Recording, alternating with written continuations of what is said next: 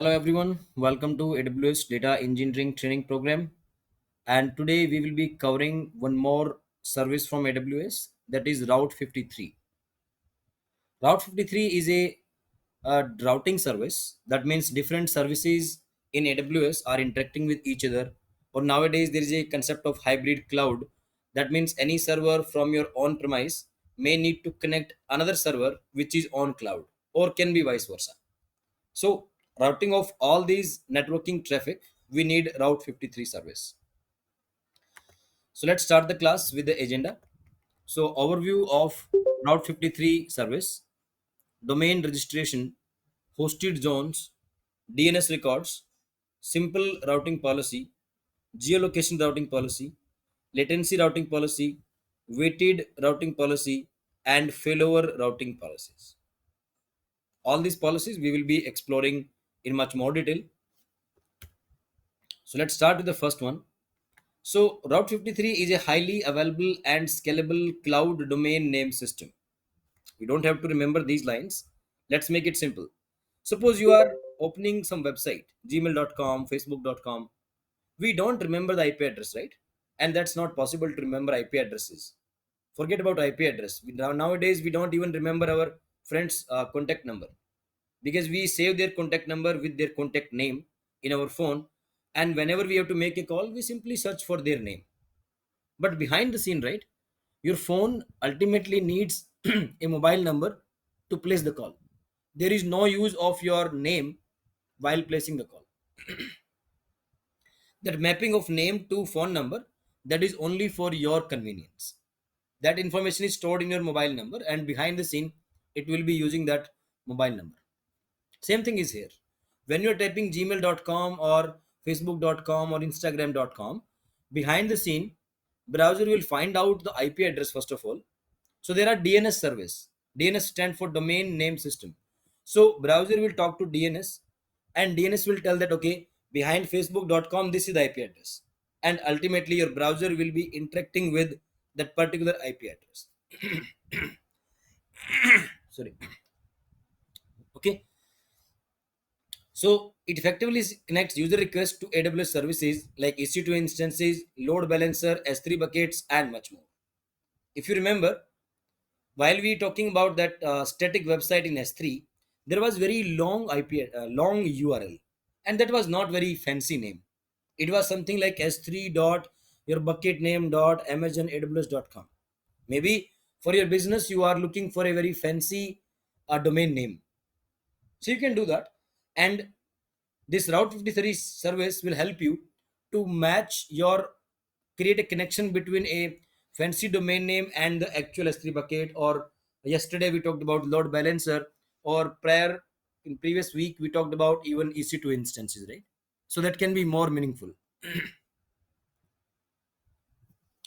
And it can also route users to infrastructure outside of AWS. As I told you, it's not only about within AWS. You may need to redirect something outside of AWS, or the vice versa.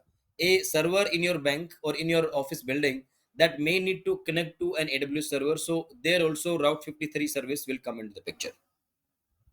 Okay, so this is very brief about Route 53. There are few you can say features of Route 53. The first one is reliable. 53 edge locations supported by AWS SLA. When we say edge location means, in AWS across the globe they have made some big servers, DNS servers basically. For example, your domain name, anything like suppose my website is, I would say, flyingcakes.com, for example. Flyingcakes.com was pointing to some IP address, and all across the globe people are opening that website, and the traffic is going to that particular IP address. Everything is going fine, but suddenly that server is going down, server crashed. Behind the scene we can launch a new server, that's not a big deal. But when you will launch a new server, maybe the IP address of that server is different. That means you have to make a small change in the DNS setting. Earlier your domain name was pointing to some IP address, and now you need to change it and point to some another IP address. So whenever you will make such changes, it is quite fast. With the help of your 50 edge location, your change will be replicated all across the globe within few seconds. And after that, anyone from any location is opening that website, suppose flyingcakes.com, it will be pointing to the new IP address. So it's quite fast. Fast propagation of changes across edge network.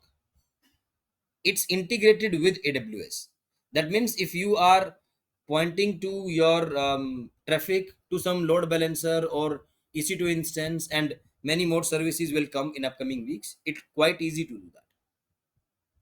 Okay, easy to use. Easy to use means either you can directly open management console, that means your AWS UI, and you can do it from there. If you do not have access to user interface, if you remember, we talked about CLI also, right? Because everyone, some people are very technical and they are more comfortable with the commands, so they will not come to your user interface and then open the UI. No, they don't prefer that. They will open some terminal and they can quickly do anything from the commands itself. So there are many ways to do it. You can do programmatically like Java or Python. You can do with help of commands, that is CLI, or you can do on the user interface as well. Okay, this is cost effective, it's cheaper, pay as you go model. As many entries you will add, we call that as records. I will show you shortly. One record is like mapping of one IP address and one URL, you can say. If you're adding more IP addresses, more URL, it will be chargeable accordingly, pay as you uses. It's quite flexible. There are different type of routing policies which we will explore in much more detail. Depending upon different type of requirement, different type of scenarios, you can choose different type of routing policies. So that we will explore in upcoming slides. Okay. So before we jump to the next slide, in case you're having any doubt, you can ask me. In the meantime, I will log in into my account.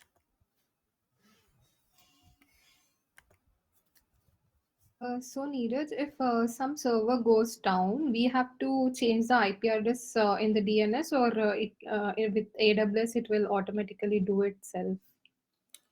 No, definitely AWS will not do by itself. We have to do that. It's like your friend is changing the mobile number, so you have to update the contact detail in your phone. Okay, but yesterday you said like if we when we are using the load balancer in the Hmm. midnight, if there is a heavy load, it will automatically launch a new server, right? Right. In So that case, we won't be we should be like ready to change the DNS server, or it will do it okay, itself. that's very good question. You definitely learned something from yesterday's class. So there are two things. If your URL is pointing to a single server, there is no concept of load balancer. In that case, if server is down, you are making the another server up and running. In that case, you have to manually update the IP address. But coming to your question, if there is a load Mm. balancer between your users and your servers, that means user is not even aware about IP address of server. User is aware about the IP address, or you can say URL of load balancer. In that case, if any server is getting down, that's not an issue. We don't need to update anything. It will launch another server and that may have a different IP address. That's absolutely not an issue, because while your user is sending a request to load balancer is distributing the request among multiple servers. So only your load balancer is aware or concerned about the IP address of your server. The end user is not concerned. And as far as how does your load balancer know, it will automatically know, because there is a concept of like heartbeat and health check and all. And yesterday we talked about target group and all that stuff, right? So whenever Mm. any server is getting crashed in your target group, suppose minimum capacity you have defined as 5, that means at any point of time 5 servers should be up and running, but unfortunately one Mm. server went down. In that case, AWS is smart enough, it will launch one more server, and once the server is up and running, it will start communicating with load balancer, and load balancer will do the health check, and load balancer is good now. Even if one server is down, there are still 5 servers which are up and running. Okay, so this DNS we have to do whenever we are only using one server, One dealing server. with one. Yeah. Okay. What's wrong? Why it's not allowing me to log in? Let me refresh.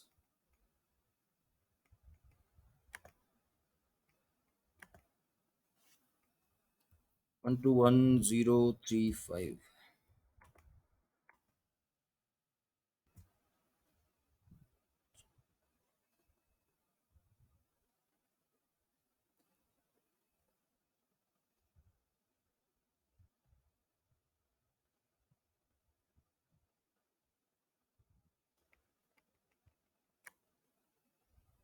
What is this?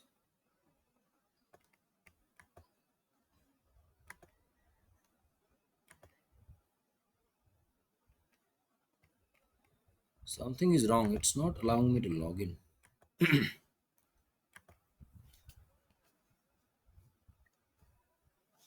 539449.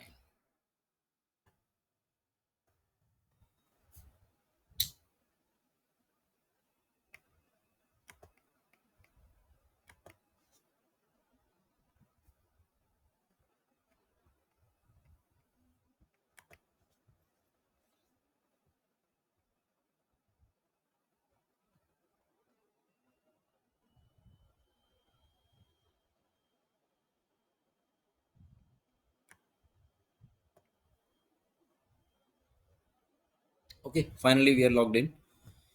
So I will search for Route 53.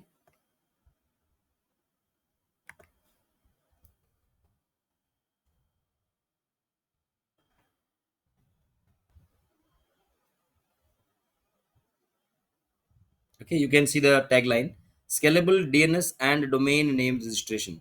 So open it. So you can do multiple type of things in Route 53. If you want to buy a new domain, you can do that. If you have heard about few companies like Big Rocks, GoDaddy, these are the companies who are selling the domains. Just like you might have visited my website, thecloudengineering.com. That's a domain name which I have purchased from one company. Similarly, even AWS is also a, you can say, domain registration company. You can even buy some domain from there. So if you want, right, you can check somewhere. Let me see domains. You can see this.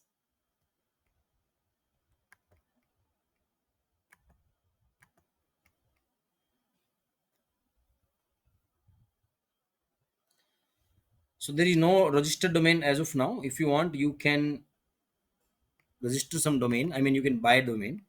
You can try it out. I was talking about this one, like flyingcakes.com. You can search it. You will not find it. Someone has already claimed it. You can see that flyingcakes.com is not available. Okay,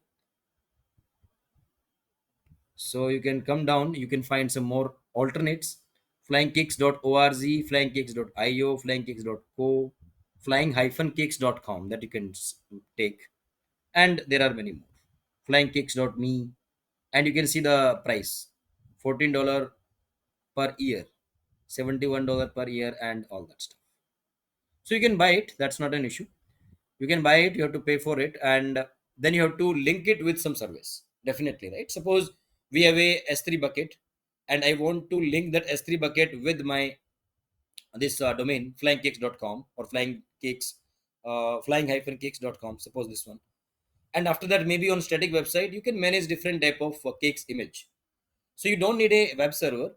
You can directly share this link flyingcakes.com with your fans, with your friends and all. They can open the website, they can visit all these things. Okay, so this is one thing in Route 53 which you can do, which you maybe we should be aware about. Another thing which we have to do in Route 53 is hosted zones. Okay, hosted zone is basically creating a linking between your IP address and your domains. So first you have to create a hosted zone. So you can click on create hosted zone. You give some name. So suppose our project name is alpha. I'm simply giving alpha.com. Okay, description you can provide anything. You want public hosted zone or private? If it's within AWS, that means there is no nothing outside of AWS, then private hosted zone is fine. But if it's a mix of AWS and outside resources, then you can go with public hosted zone. Okay, so you can click on create. It's a very simple task, not a big deal. Now when you will create a hosted zone, if you will scroll down, you will find records. I told you, right, there we call them as records. And you will see that there are two type of records already created. One type is NS, that stands for name server, and one more type is there, SOA. I don't remember the full form. Let's search on Google. I think service authority something. SOA.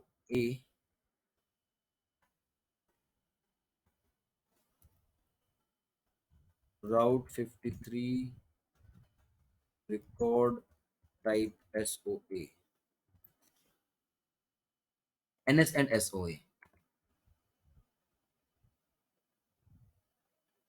So these two records will be automatically created. You really don't have to do anything. Neither you need to touch it. If you will make any modification, something will start breaking. So you don't need to do anything on that. But additionally, you can create more records that I will show you shortly. You can see that start of authority. NS stand for name server. SOA stand for start of authority. If you want, you can read it more detail. Otherwise, it's absolutely not required. So I am coming back here. Two type of records are already added. Now we will add our own record. So click on create record, and then you will provide some subdomain. Just like our Gmail, right? You type gmail.com, but later on, if you notice, the URL will change to mail.google.com. It's not gmail.com. So mail.google.com, google.com is the main domain, and mail is your subdomain. Similarly, on any e-commerce website, suppose amazon.com, you will find like refund.amazon.com or offers.amazon.com. Those are all subdomains. So alpha.com is our main domain, and subdomain I can provide anything, suppose sales. Okay, sales.alpha.com, and then IP address of the server where you want to route your traffic. Okay, so I can type any address 192.168.28.209. Okay, I'm just randomly typing an IP address, but in real time scenario it should be a valid IP address which is up and running. Otherwise someone will hit the URL and behind the scene nothing is there. It will not open and it will say page cannot be displayed, something like that, server not found. So make sure that you are providing a valid IP address. One more small thing, if you look at these lines, enter multiple values on separate lines. What does that mean? You may be thinking like, is URL right? That will be pointing to one IP address. Why should I need multiple values? So you can even do multiple values, and I will tell you that will work as a mini load balancer. So one IP address I have added, and another IP address I will add here. Suppose two and one more. Okay. So three IP address I have provided. You know what it will do is randomly it will redirect your traffic to any server. Then you may be thinking, if that is the possibility, then why do we need to create load balancer, target group, launch template, and lot of stuff, right? If a route 53 can work as a load balancer, so let me tell you, it's not a proper load balancer. It cannot check which server is up and down. It cannot add more server. It cannot remove the existing server. It does not have all these features. It's only just a random redirected to some server. And another thing is, it may not redirect evenly. That means if six requests are coming, don't expect that it will redirect two requests to first server and next two requests to second server and the remaining two requests to third server. Don't expect that. It's not a load balancer. But yes, it can randomly pick any IP address and it can redirect to that. That's possible. You should be aware, if someone is asking in the interview that if in a route 53, when we are adding a record, we are adding a domain name and some IP address, so can we provide multiple IP address? You should know the answer, that yes, we can do. Then he will ask what's the benefit, what are the limitations, all these things you can explain. Okay, that's one way. Another, I mean, that's one thing, you can specify the IP address. Another thing is you can click on alias, and in that case you can redirect your this, I mean, whenever someone is hitting this URL, your traffic should redirect to some AWS service. So let's check it out from here. S3 website endpoint and region I think US East one. That's where we created our bucket and all. US US East, North Virginia. No record found. Why did we delete that?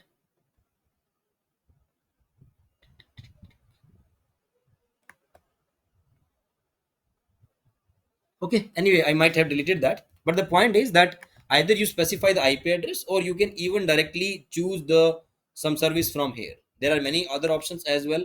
You can see that API gateway, and there are many more things.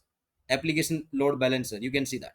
If you have some load balancer, you can select it from here and choose the region. Yesterday we created but we deleted that, so you won't be able to choose. Otherwise you can choose your load balancer directly from here. So as Dipti was asking, that do we need to change the IP address? No. If this is the case, you are providing a URL, and behind the URL there is a load balancer. Behind the load balancer there will be multiple servers. This way your end to end traffic will go. Okay. So I'm disabling this, and just randomly I'm providing some IP address and click on create record. One more thing you can see here is simple routing policy. By default, if you're not choosing, it will be taking simple routing. But there are many more options. You can see that weighted, geolocation, latency, failover, and much more. So let's go with simple routing policy, and other routing policy we will explore in much more detail. So I'm clicking on create record. Okay. So you can see that whatever record you will add, the type will be A, and whatever were the existing record NS and SOA, those you don't need to touch. Okay. Another thing, in case you want to delete this hosted zone, in that case you need to delete these records first. Otherwise it won't allow you to delete the hosted zone. And after your practice, after your hands on, please make sure that you are deleting this. Otherwise it may be chargeable. Okay, so let's take a pause here for 2 minutes. In case you're having any doubt, you can ask me. Sorry.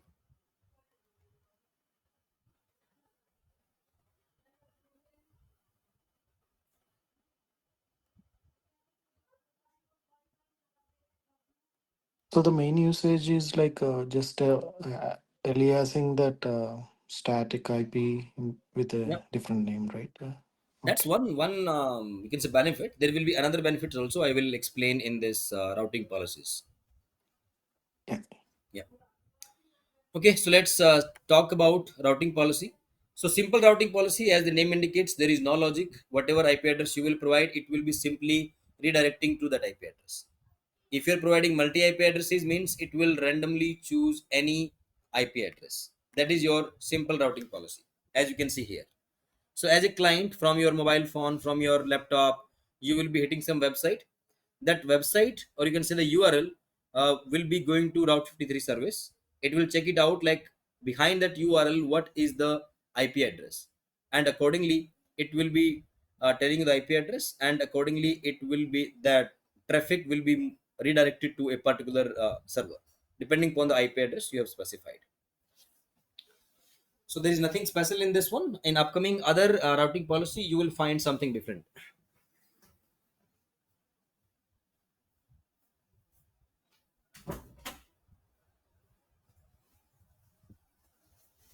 Okay, let's move to the next one. The next is geolocation based routing policies. As the name indicates, it all depends upon your location. Sometimes there are some country specific restriction. Every country's government has some rules. You cannot open some website in particular country. You cannot. Some apps are not allowed in some countries. All that stuff, right? How these things are managed? Because whenever you are putting a request from your mobile phone or your browser, you are simply passing some URL, but behind the scene your browser will collect much more detail. First of all, your IP address, your device type. Are you opening this website or app from mobile phone? Is it Android? Is it iPhone? It is a tab or Mac, or there are many more details. Browser type also, which browser you are using, is it Chrome, is it Firefox, and much more details. All these details are sent to the server. Accordingly they can take some decision. That's why you must have noticed, when you are opening a same website in phone, it display in a portrait mode in a different manner, and when you open the same website on a laptop, it displayed in a different manner, because they detect like you are opening this website from phone, and accordingly they will change it. Okay. So Route 53 is smart enough. Whenever any request is coming, suppose the request is coming from US user, Route 53 is smart enough that it will redirect that request to a US server. As we discussed earlier as well, that if your client base, your user base is global, in that case, if you are maintaining single server, that's not good. because in that case, whatever are the nearest user, they will get good response time, but whatever are the distant user who are accessing your website from a different country, from altogether different location, they may find little bit of delay in the response. So to make it more you can say favorable for the customers, you can launch multiple servers in different locations. So that you can do, but how to redirect the request, right? Who will do that? So Route 53 is smart enough. You have to do some settings in the beginning, and after that, any request coming from user US IP addresses, it will redirect the request to a server which is located in US. And suppose another country, suppose Sri Lanka, India, any other country, you are hitting the URL, Route 53 will detect the IP address. It will find out that okay, it's coming from Asia Pacific region. Accordingly, it will be sending your request to a server which is located in Asia Pacific. Maybe I can say Singapore, Malaysia, India. It will redirect your request accordingly. Okay, so this can be, there are two reasons. One reason is to make users experience better. That can be one reason. Sometimes there are some legal reasons as well. The government does not want that for US users you are processing their request, or you are serving them some content from a different country. That can also be one of the restriction. In that case, you have to make sure that the US users request should be entertained within US. It should not go out of US. And similarly for other countries, there can be some other type of restrictions. So Route 53 can help you to achieve these type of functionality. Okay, so any doubt on geolocation based routing policy, you can ask, otherwise we'll be moving to the next one.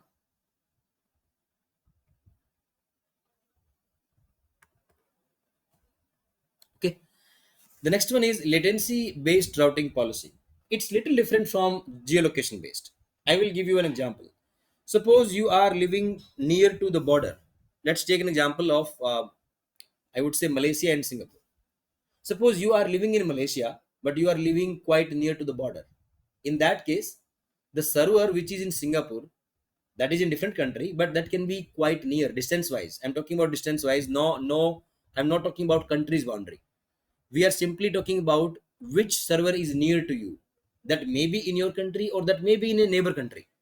So in this case, if you are living nearby to a border, in that case, it's possible that your country's server is quite far from your home, but another country which is quite near, hardly a few kilometers, and that is quite near to your home. So if there is no country specific restriction, in that case, if your requests are entertained by another another country's server, that can give you better experience. So in that case, we are going with latency based routing policy. That means whenever user will send a request, it will definitely send its IP address and location and all that stuff. Route 53 will find out that based upon user's request or user's location, which server will be the nearest one. And accordingly, request will be redirected. That's even better because you are not bounded to a country's boundaries and all that stuff now. Okay, so this is like routing based policy. Sorry, latency based routing policy. Moving to the next one, weighted routing policy. Till now, I mean, we talked about simple routing policy or geolocation based or latency based. In all, request was going to only one server. Either it's go to US server or Asia Pacific server or Japan or whatever, but it will go to only one server. But sometime you may come across some requirement where you need to split your user's request into multiple servers. Again, it's not like load balancer. Don't compare it with load balancer because load balancer, the server are all equal in the sense all server are equally capable of handling your request. So whether your load balancer is redirecting your request to server 1 or server 2 or server 3 does not make any difference. But here in this one where we say weighted routing policy, these servers are not same. Not same in the sense you can see that one server is production and another server is staging system. Let me explain you in more detail. Suppose you are having a app or a website and you are planning to update that website. You are bringing some more features, you are adding more pages, or you are updating the content of your pages, or maybe not on the UI but backend you are making some enhancement that can give better experience to the user. For example, you open a website and you added some products to the cart, and suddenly somehow your browser closed. Now you are opening the browser again, and you will surprise that your cart does not contain anything now. That's not good, because you spent 10-15 minutes to browse through different products and you added to the cart, but you could not buy, and you were about to make the payment and suddenly your system crashed. That's not good, right? Maybe you are adding a feature that if someone is adding some products in the cart, even if the client's system crashed or client's browser closed, whenever they will open it again, your products are there safe in your cart. You can directly go ahead and make the payment. That's an additional feature for the user. That's a another convenience for the user. So the point is, you are making any improvement, any enhancement, you cannot directly deploy that.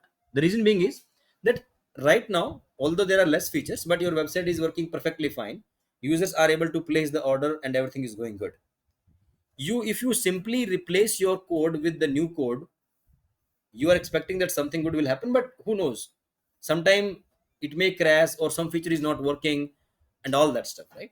In that case, what you do is, you have a staging system. Staging system means, this is this staging system is having the upgraded version of the website, and production system is still having the older version of the website. Now, what I want from Route 53 is that can you help me to redirect only some 5% or 10% of traffic to this new update, new website, and remaining traffic should go to my old system only. In this example, you see that 20% of traffic is going to staging system and 80% of traffic is going to production system. Why we are doing this? Because in case something is wrong, in case my new code is not working fine, only my 20% traffic, or you can say 20% customer will be impacted, not all 100%, right? And we don't need to start with 20, let's start with 5. Let's redirect only 5% traffic to the new website and remaining 95% of traffic to the old system, and slowly and gradually monitor the system, monitor it. If people are facing issue, if people are start complaining, or maybe you are maintaining some log somewhere, after 5 minutes you will understand that, okay, my new website is not good. I mean, some features are breaking, people are not able to make the payments are failing, so we have to change it. So let's quickly go back to Route 53 and change it back, make the production system as 100% and this staging system as 0%, and go back to your team, developer team, testing team. They will need some time, they will fix the issue. So the point is, you have the flexibility to transfer your traffic slowly and gradually. If everything goes fine, suppose 20% traffic is coming to new system and everything is going great, then after some time you change it, you make it 40% and 60% to the old system. Slowly and gradually you redirect the entire traffic to your new system, and we are good. We have smoothly migrated to a newer version of the website without impacting anything from the user side. Nowadays these migrations are very smooth, right? If you look at any website, you will never know, they never announce that our website is down, and you will find so many new features, because these type of rolling updates they are using, and user is not impacted, or even if impacted, very less number of users are impacted, very like even less than 1% of users are impacted, and remaining 99% of users, they are not even aware like when did you upgrade your website. Okay, so this is all about weighted routing policy. I am stopping here. Any doubts till now in any of the routing policy, you can ask me.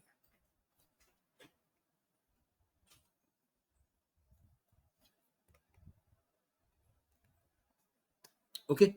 If there is no doubt, we are good. The next is failover routing policy. In previous example, we were not checking whether the server is up and running. We are simply redirecting. I mean, you are telling Route 53 that please redirect my traffic to this website, this IP address. I can show you that directly on the our AWS console. Suppose you create a new record and you give a new domain name, I mean subdomain. I would say orders.alpha.com. Okay, and I will do like weighted routing policy. So you can see here. Okay, so you can do like this, and you can provide multiple IP address in that case. So I'm closing it and coming back to here. Failover is like as the name indicates, you will have a primary server and a secondary server. Traffic will never be distributed. Traffic is not like half is going there, half is going there. No. At one point of time, traffic will be redirected to only one system. That can be anything, that can be either primary or secondary. First of all, it will there's a concept of health check which route 53 will keep on checking.